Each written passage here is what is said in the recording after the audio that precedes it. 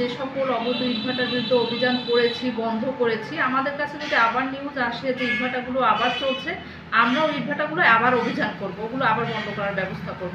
পরিবেশ অধিদপ্তর আমাদের বাটাটা পুরোপুরি ভেঙে দিয়ে চলে যায় এবং এখানে আমার প্রায় 12 লাখ ইট বানানো ইট তারা ধ্বংস করে দিয়ে যায় এবং পরিবেশ অধিদপ্তরের প্রত্যেকটা শাখাতে আমরা যোগাযোগ করি, এনফোর্সমেন্ট শাখাতে যোগাযোগ করি।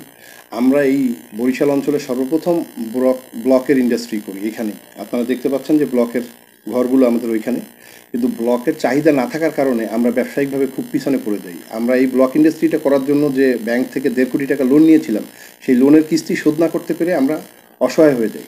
পরবর্তীতে পরিবেশ অধিদপ্তর ভারবাল্লি, আপনারা জানেন যে এখানে আমার সমস্যাটা কোথায়, অল্প একটু সমস্যার জন্য পরিবেশ অধিদপ্তর আমাকে সার্টিফিকেট দিতে পারছেন না।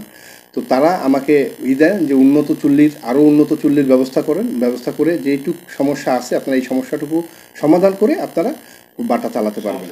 এই সমস্যাটা হচ্ছে যে আমার ক্লোজেস্ট যে পরিবেশ অধিদপ্তরের যে ক্লোজেস্ট রেঞ্জ, এই রেঞ্জের মধ্যে আমার একটা প্রাইমারি স্কুল আছে, যে স্কুলটাতে কোনো ছাত্র সংখ্যা নাই বললেই চলে, খুবই স্বল্প ছাত্র সংখ্যা, প্রায় সময়ই বন্ধ থাকে। কিন্তু যেহেতু সরকারের অধিদপ্তরের একটা রেজিস্টার প্রাইমারি স্কুল, এটা একদম ফুল প্রাইমারি স্কুলটা, সেহেতু সেই প্রক্রিয়া যেটা আছে সেই প্রক্রিয়া করে এইখান থেকে এই ক্যাম্পাস স্থানান্তর অথবা ইসের প্রক্রিয়া, মানে বাংলাদেশ সরকারের বিধি অনুযায়ী একটা নিয়ম আছে ইন্ডাস্ট্রিগুলো চালু রাখার জন্য, সরকার যেটা দিছে সেই প্রক্রিয়ায় আমাকে আগাতে বলেছেন তারা। এবং যেই ইটগুলো আমার বানানো ছিল, ভাঙার পরেও কিছু ইট ছিল স্টকে, সেই ইটগুলোকে আমি এখন একটু পুড়িয়ে নিচ্ছি। যেহেতু ভ্যাটের অনেক বড় একটা চাহিদা, প্রত্যেক বছর আমার থেকে 4-5 লাখ টাকা ভ্যাট দিতে হয়, যেহেতু আমার এবছরে আমি ডিক্লারেশন দিয়েছি, আমাকে ভ্যাটটা দিতেই হবে। এই সব ইসের কারণে আমার যেই অবশিষ্ট ভাঙার পরে যে মালটা রয়ে গেছে সেই মালটাকে আমি পোড়াই ফেলছি। আমার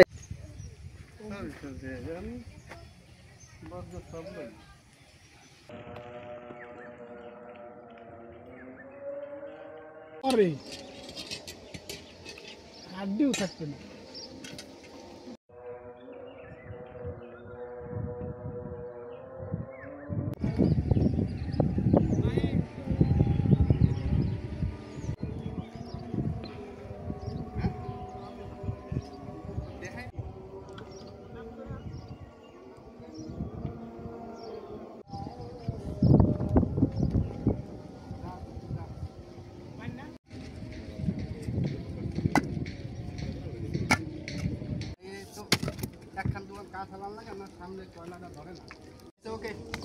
দাঁড় কি এই জায়গায় দেন?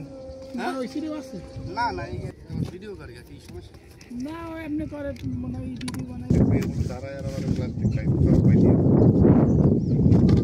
তো ভালোই। আমতলা কোন জায়গায় দিবে? আমতলা বাচ্চু মেম্বার বাড়ি। চলো দে